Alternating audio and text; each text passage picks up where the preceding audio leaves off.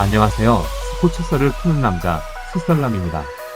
오늘은 한국 축구의 자랑 박지성이 오랜 시간 선수 생활을 했던 맨체스터 유나이티드에 대해 알아보겠습니다. 우리나라 사람들의 관심받기였던 맨유는 박지성이 입단함으로써 대한국민의 사랑을 한몸에 받는 프리미어리그 팀입니다. 한때 프리미어리그의 빅클럽은 리버풀, 맨유, 아스날, 첼시까지 총 4개 클럽으로 일명 빅4로 분류되어 있었습니다. 프리미어리그의 빅4팀은 프리미어리그 출범 이후 단 한 번도 2부 리그로 강등된 적이 없다는 공통점도 가지고 있었습니다. 그러나 2000년대 말 맨시티가 막대한 투자를 하고 중상위권으로 분류되던 토트넘이 이들의 견줄만한 수준의 선수단을 구축하면서 빅4 체제가 깨지고 2개의 클럽이 추가된 빅6 체제로 전환되며 프리미어리그 인기몰이를 한창 하고 있었습니다. 그런데 요즘 맨유는 팬들로부터 야유와 질타를 받으며 창단 이후 최악의 시즌을 보내고 있습니다. 맨유 클럽 역사상 최고의 감독으로 불린 알렉스 퍼거슨의 은퇴 이후 맨유는 프리미어리그와 챔스에서 단 한 번도 우승컵을 들어올릴 수가 없었습니다. 또한 리그 상위 내에 들지 못해 세계 클럽 최강을 가리는 챔스의 발도 넣어보지 못하고 유로파 리그로 쫓겨나는 상황까지 이르게 됩니다. 프리미어리그에서 가장 압도적인 면모를 보여주던 팀이 퍼거슨 시대 이후의 침체기는 다른 클럽들에 비해 명확하게 축구팬들에게 각인되고 있는 중입니다. 최근 맨유 소속 수비수 루크쇼가 소신을 밝혔습니다. 결국은 우리 선수들의 문제라며 감독이 경기장에서 뛰는 것이 아니고 선수들이 경기에 나선다. 웨스트햄은 매우 강했고 우리는 매우 부진했다.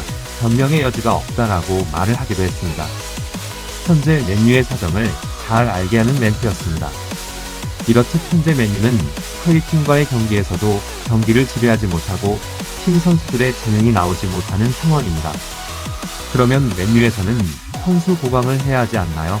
라고 생각하시는 팬분들이 계시겠지만 에드 우드워드 맨유 부회장은 돈 관련 문제 결정을 할 뿐 선수 영입은 내 역할이 아니다라고 해명하기도 했습니다. 여러 매거진에서는 맨유가 다시 부진에 빠진 것은 활발하지 않은 공격수 때문이란 지적이 나왔습니다. 성적 부진으로 인해 무리뉴 감독은 경질당하고 솔샤르 감독에게 지휘봉을 맡긴 후 10승 1무로 행진하였지만 그 이후 극도로 다시 부진한 모습을 보이며 이번 시즌은 리그 9경기를 치른 현재 리그 14위로 하위권에 머무르고 있습니다. 이러한 맨유를 보면서 맨유의 레전드 게리 네빌은 리버풀을 예를 들어 맨유의 문제점을 설명하기도 하였습니다. 리버풀의 마네와 살라는 측면 넓은 위치에서 센터백과 풀백을 향해 자주 달린다. 마샬은 그렇게 하지 않는다 라고도 비판하기도 했습니다. 이어 마샬은 공을 잡고 플레이하는 걸 좋아한다.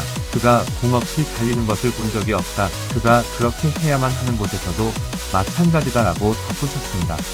또한 맨유의 부진은 선수들의 돈 문제로도 이슈가 되고 있습니다.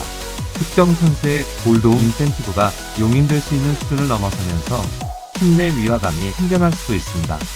실제로 산체스와 포그바는 페널티킥을 누가 차느냐를 놓고 실랑이를 벌이기도 했습니다. 현재 맨유는 우드워드가 단장을 맡고 있는데 이 단장이 축구적 업무에도 손을 대기 시작하면서부터 부진하기 시작했다는 이야기도 있습니다. 자신이 데려온 감독이 뚜렷한 성과를 거두지 못하자 독단적으로 선수 영입을 진행하면서 명장이 거쳐간 흔적은 찾기 힘들고 팀은 황폐해져가고 있습니다. 결국 그 수많은 이야기들보다 우드워드가 단장을 하면서부터 맨유의 부진은 시작되었고 현재 진행형이며 일관성 없는 감독 선임과 선수 영입 작업이 이어지며 성과를 내지 못하는 맨유가 타겟책으로 어떤 수를 둘지 팬들은 궁금증을 자아내고 있습니다. 잉글랜드의 명문 맨유가 다시 일어서길 기대하면서 영상 마치도록 하겠습니다.